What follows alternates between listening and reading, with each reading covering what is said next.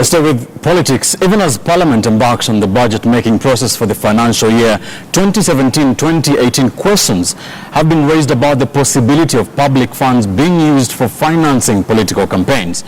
Tonight on Spotlight 2017, our reporter Murimi Mwangi delves into the controversy over some reported idle 33 billion Kenya shillings in the county governments.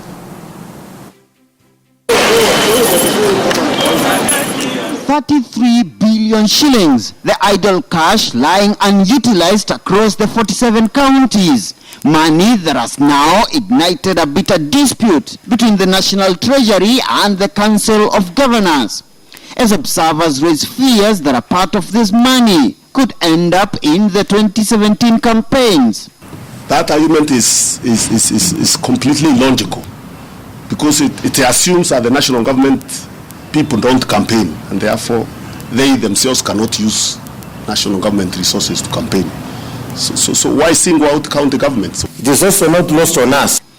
But in what could arguably cripple county government operations in the last 3 months to the August 8th general election, a section of senators led by Kiambu's Kimani Wamatangi want county governments barred from incurring any expenditure 3 months to the polls.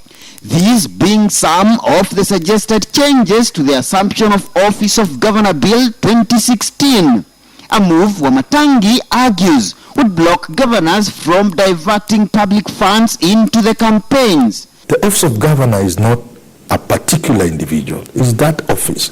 Whether the guy loses election or not, government will continue. Whether Uhuru goes back after 8th or not, government will continue. You cannot therefore lock some funds. These are the bumps we put on the roads. But the Council of Governors is up in arms, blaming the failed absorption of the 33 billion on the recent collapse of the IFMI system and constant frustrations by the National Treasury. Delay in terms of utilizing the fund has happened as a result of the IFMI system not supporting the payment as fast as required. Now, no sooner have they fixed, they've released one tranche and immediately they publish to say county funds are lying idle, which is absolutely untrue. We might be forced to put everything on hold until after the elections. I would understand it. I hate it because it's an admission of failure on us as a people. But it is what we will need to do. Somebody is trying to look for an excuse so that when money is delayed another time, we can say it's because counties are slowing up taking the money. Thank you, Mr. Speaker, for protecting me. The budget-making process for the 2017-2018 financial year has already begun, with the National Assembly keen to pass the budget by April, 2 months earlier than the traditional budget reading month of June, to pave way for the campaigns. But the opposition claims there's a conspiracy in government to redirect part of the funds into the campaigns alongside alleged loot from multiple corruption scandals that have previously been reported under the Jubilee regime. When the president himself and his deputy misuse state resources to campaign, then everybody else does the same thing. It is everything by way of example. We need a leadership that leads by example and forces everybody to follow the right example. The controller of budget to make sure that the remaining 7 months they control the IFMI system, they control the budgetary allocations, and make sure that public resources are not lost during or are not misused during the electioneering period.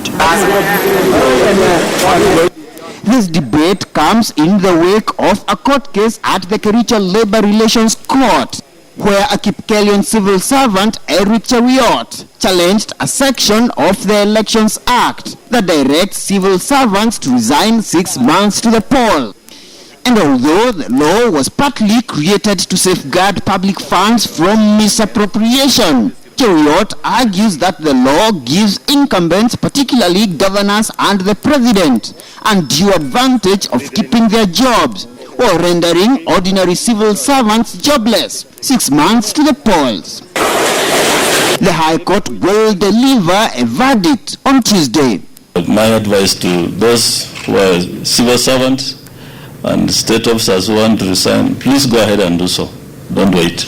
Because we have timelines. We have nominations coming, and I'm sure it will be very uncomfortable for them to sit in office and use state resources to campaign. With the political premium of virtually all the elective seats rising by the day, the gatekeepers of public coffers will clearly have to be on the lookout this year as more and more serving civil servants express an interest in the 2017